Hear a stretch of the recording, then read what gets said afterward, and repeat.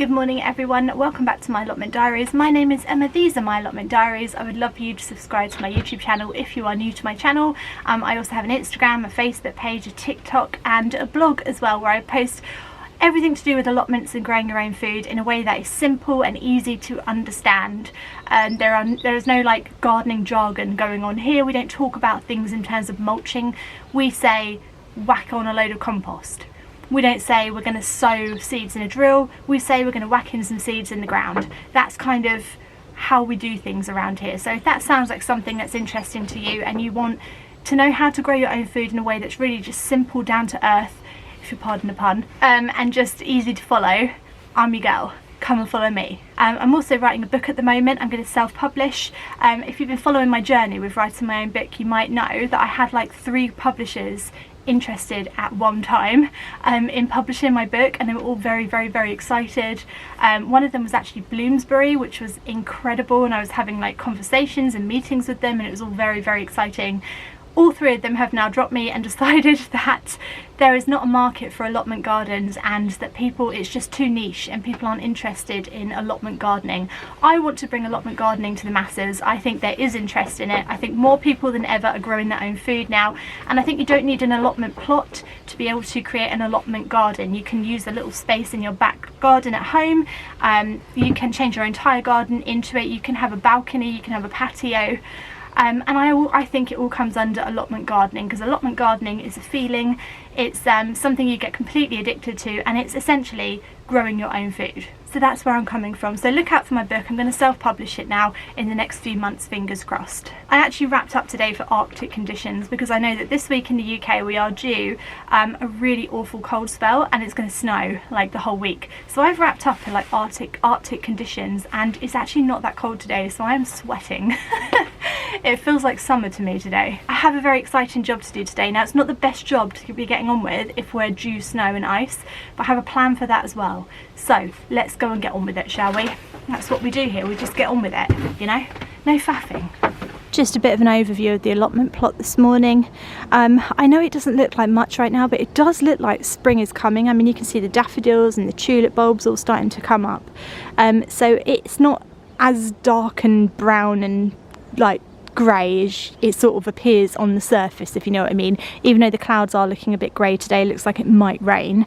It's still amazing to me how much this space will change over the next couple of months. Like, it's going to be unrecognisable, which is just one of the most exciting things about having an allotment garden, is that it changes so much over the months. Amazing. Right. Oh my God. Right, today what I'm going to do, basically on Friday I ordered myself some pond plants, because I did plant quite a few but then a lot of them died. So I've ordered myself a whole new box, and I've had to keep them alive over the weekend, and how I did that was basically I left them alone. So I just didn't do anything to them at all. They came in these little bags. I can't get it out. I've just got this big box, right? It just came from Amazon. It's probably about £30 for all of this, but it came with the pots and soil as well. And then the plants come in little bags like that, but because they're in a bag, the roots have stayed quite like wet, basically, because they're water plants, right? So they need a lot of water, they need to be kept wet all the time. So the bags kind of kept them wet.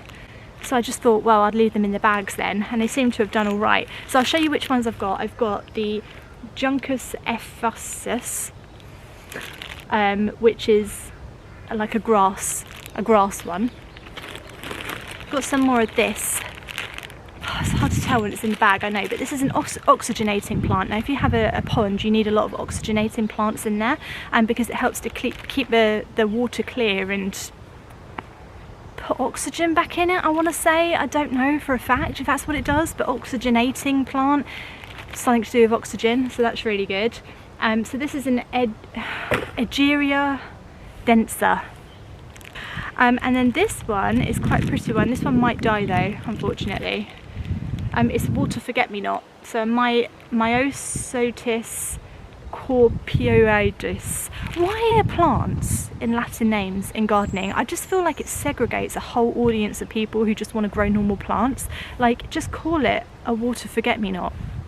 or a purple plant. Like, I don't understand. It's one of the things about gardening that I really don't enjoy, because it just, it makes me feel like I'm inferior to gardening because I can't read these Latin names and I can't remember them. Like, I'd never be able to remember that. I just don't know why they have to do it. Is it because there's just so many plants or something? Just there's the alphabet, just water forget-me-not A. Simple, right? Okay, and this one is an iris. That looks a bit dead. We'll see, we'll find out. A fringed water lily. A water lily. So I want to get these in the pond basically. And what it came with are these pots. These are the pots you need if you're going to plant something in a pond. So what they are is they've got little holes in them. And it's come with some aquatic soil. Aquatic soil just means that it goes in the water basically. It's aquatic, aqua, water.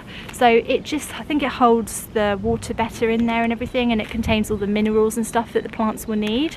The only thing is you need to top them with something, because if you put soil in that and then put that into the water, all the soil would just float up and out and into the pond, and you don't want that. So I'm going to top it with shells. This is from a company called Shell on Earth. I just like the packaging, to be honest, and it's basically whelk shells that have been like crushed up, I guess. And there's so many things that you can use them for. So like slug control and changing your soil to make it like more drainage in your soil and stuff, so you can dig it in. I'm going to use it to top the pots because I just thought, well, you can use little rocks. They don't really have any little stones, and also they're shells, aren't they? And shells don't float in the ocean, so I sort of thought, well, maybe they're heavy enough to hold them down. So, because I mean, shells are used to being in the water, they'll feel right at home in there. You're going back home into the water. I think the shells would be quite happy with that, if shells could be happy. So the first thing we're going to do is pot all of these up. Right, sorry for all of that explanation, but I have done this a few times before. Like, this is not my first rodeo, because I kill my pond plants a lot. So I'll tell you how to plant them, but you're on your own when it comes to keeping them alive, because that's the bit that I don't understand. So, right, here's the pot, here's the soil. Just comes out the bottom though, doesn't it? It's so annoying. I don't understand that bit. But I've always just done it anyway. We'll start with the water lily, because I really want one of these. These are beautiful plants, and I think maybe frogs will come. I mean, if storybooks have told me anything, frogs like water lilies, because they like to sit on them. We'll just whack him in. So now we've done that, we'll just top him with some shells, because we just don't want him to float away. You know, we're not creating little boats. We don't want these floating all over the place, you know. This would make all the frogs and stuff think they're at the ocean, actually. This would be quite nice. It'd be like a beach pond for them, because they've probably never seen shells before. I don't think the frogs around here have ever seen a shell before, so... And they smell of the seaside, so I think that'd just be really exciting for them.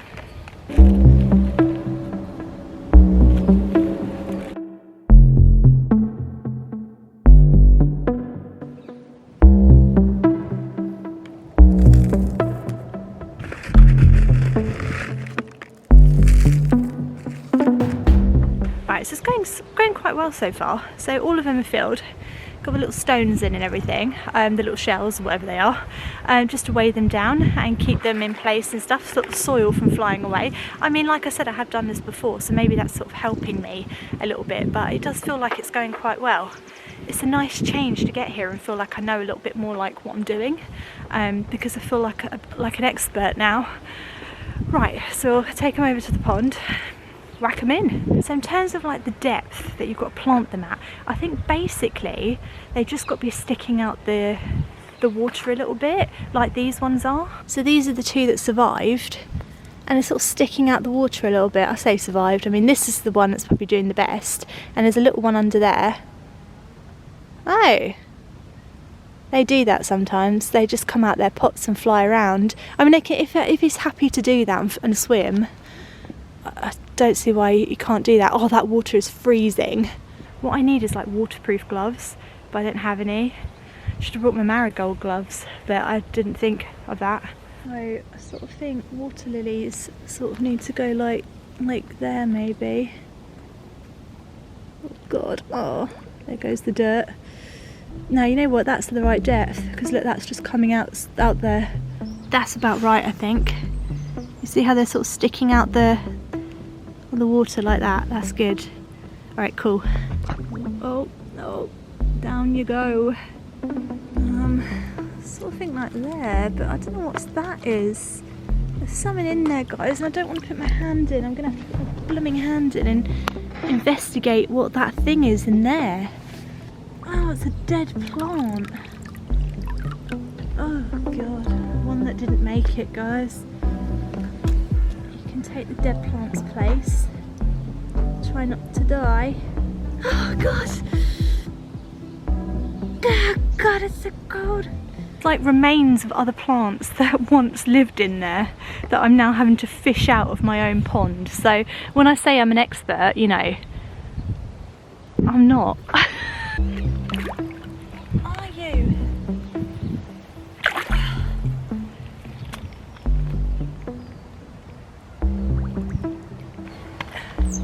Go there. No. Okay, just go there. No, okay. Where do you want to go? Oh God, where are you going to go? Oh God! Right, now if it's not the right depth, what you sometimes need to do is put a rock under it. So we'll do that, I think. It's not working, I don't know what to do. It's not working, it's not the right depth and the rock's not working. And I'm so cold. Jeez Louise! Oh, I'm going to lose my hands today. That's a flat rock, that might work better.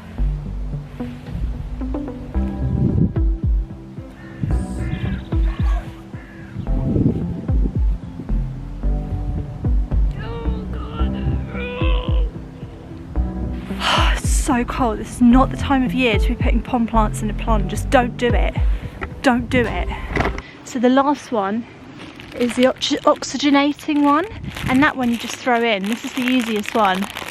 Looks a bit like seaweed, a little bit like seaweed. So he's all right, you know. It's not too bad. We'll undo him. Get in then. In there. Come on.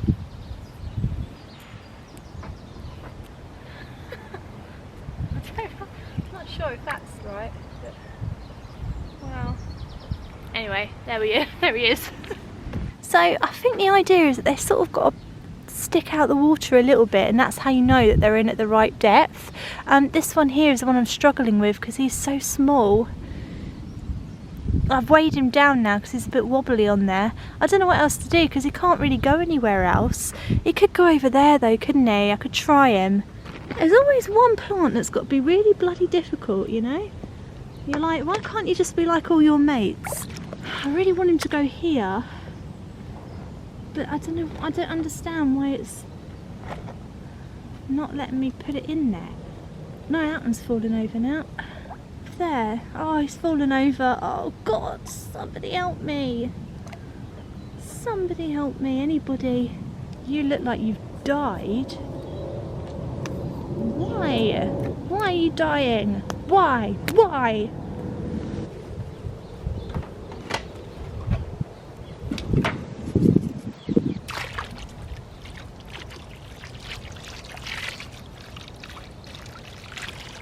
Killed him. Coming, mate. Oh, mate, I'm so sorry. Oh, I'm so sorry. I don't know why you keep dying as well. They're just all dying. I can't do any more for them because I thought raising the levels of the water would sort of help it and make them all at the right levels somehow, magically, but it's not really. And now my hands, look at my hands. They are red raw. I actually can't feel them at the top. I can't put my hands in there anymore. They're just going to have to grow and get on with it. You know, they're just going to have to fight for survival. So hopefully a few will survive.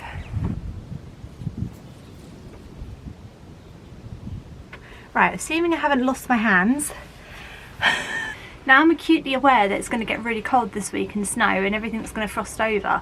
So I was thinking, oh God, that pond is just going to like freeze over again. And a lot of you gave me advice last time to stop your little pond from freezing over. Put in a tennis ball. I don't quite know how this works, but I'm really interested to try it and see if it works. I'm assuming the idea is that because it's bopping about like that in the water, it kind of stops the ice from being able to form over the whole pond.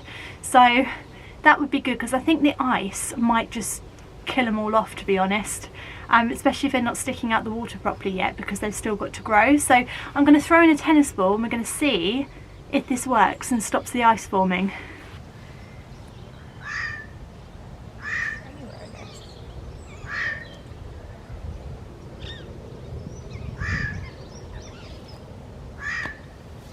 I mean, it's not the weirdest thing I've ever done at my allotment plot by a long stretch, but I mean, it is a little bit weird. It looks like someone's ball's just fallen over the fence and gone into my pond, but I mean, if it works and it stops it freezing over, then it works. It's genius, but it's a little bit weird.